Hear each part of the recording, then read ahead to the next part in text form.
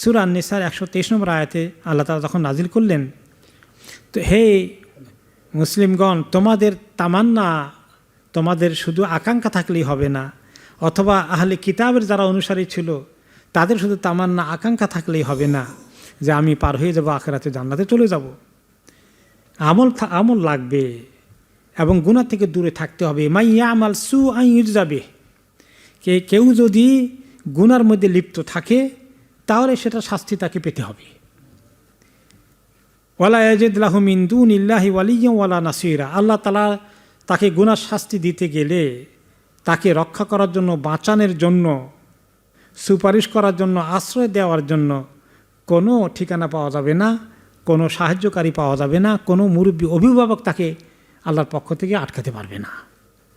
এই আয়াত যখন নাজিল হলো, আবু বকর রাদিয়াল্লাহু আনহু আয়াতটা শুনলেন, শুনে এসে বললেন, ইয়া রাসূলুল্লাহ, কাদ জাআত কাসিমাতুয যাহর ওয়া আইয়ুনা লাম ইয়ামাল সুআন। ইয়া রাসূলুল্লাহ, বড় মুসিবতের খবর নিয়ে তো আয়াত একটা নাজিল হয়ে গেল। এখানে বলা হয়েছে যেই গুনাহ করবে তাকে শাস্তি পেতেই হবে। এখন আমরা কে গুনাহ করি না, কে গুনাহ করিনি, ইয়া রাসূলুল্লাহ, আমাদের কি উপায় হবে? গুনাহ করলেই যদি শাস্তি পেতে হয় তাহলে আমরা গুনাহ ছাড়া কে আছি ইয়া রাসূলুল্লাহ?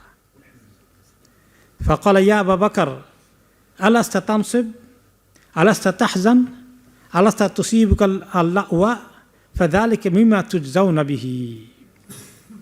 তিনি বললেন, আবু বকর রাদিয়াল্লাহু আনহু কে, আপনি কি কোনো সময় ক্লান্ত হয়ে পড়েন না? খুব বিপদ মুসিবত আপনাকে ক্লান্ত করে ফেলে, আপনাকে কষ্টে ফেলে দেয়, কোনো সময় দুশ্চিন্তা আপনাকে গ্রাস করে না?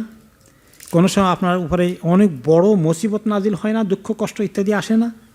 সেটা শারীরিক কষ্ট হতে পারে, অসুস্থতা হতে পারে, দুশ্মনী হতে পারে, বিভিন্ন রকমের সম্মানী লোককে অসম্মান করার মতো ইত্যাদি সব কিছু আসে। বলে আসে না? বলে আসে তো ইয়া রাসূলুল্লাহ। ফাযালিকা মিম্মা তুজজাউনা বিহি, এগুলা তোমাদের দুনিয়ায় এগুলার রাজা আদায় হয়ে গেছে। যে গুনাহ করেছ, দুনিয়ার কষ্টগুলো সেগুলোকে মুছে দেবে। তাহলে মুমিনের জন্য যখন কোনো মুসিবত তার উপর নাজিল হয়, দুঃখ কষ্ট আসে, এটা তার গুনাহ মাফের কারণ হয়ে যায়, তাই না? অসুস্থতা গুনাহ মাফের কারণ হয়ে যায়। একটি হাদিসে রাসূলুল্লাহ সাল্লাল্লাহু আলাইহি ওয়াসাল্লাম কি বলেছিলেন, যখন একটি কাঁটা গুতা লাগে রাস্তায় হাঁটতে গিয়ে পায়ের মধ্যে, এই কষ্টটা বেরিয়ে আসলো মুখ থেকে, এই কষ্টটাও আপনার কিছু গুনাহ মাফ করিয়ে দিবে। মাথা ধরেছে, শরীরে জ্বর হয়েছে, গুনাহ মাফ হয়ে যাচ্ছে, কাফফারাতুদ যুনুব হয়ে যাচ্ছে। লা বা'আস তুহুর ইনশাআল্লাহ, রাসূলুল্লাহ সাল্লাল্লাহু আলাইহি ওয়াসাল্লাম কি বললেন? কার অসুখ হয়ে গেলে আর কোনো চিন্তার কারণ নাই, তুমি তো এখন অনেক গুনাহ থেকে পাক হয়ে যাবা। অসুস্থতা, স্বামী স্ত্রীকে কষ্ট দেয়, স্ত্রী স্বামীকে কষ্ট দেয়, পারিবারিক জিন্দেগিতে অনেক কষ্ট হয়ে যাচ্ছে। এই কষ্টগুলো যদি আপনি হকের উপরে থাকেন, আপনি আল্লাহর দ্বীনের উপরে থাকেন, তাহলে স্বামী যে স্ত্রীকে কষ্ট দিল, স্ত্রী যে স্বামীকে অনেক কষ্ট দিল, যিনি কষ্ট পেয়েছেন তার প্রচুর গুনাহ মাফ হয়ে যাচ্ছে। তো এই কথা শোনার পরে আবু বকর রাদিয়াল্লাহু আনহু আলহামদুলিল্লাহ একটু সান্ত্বনা পেলেন।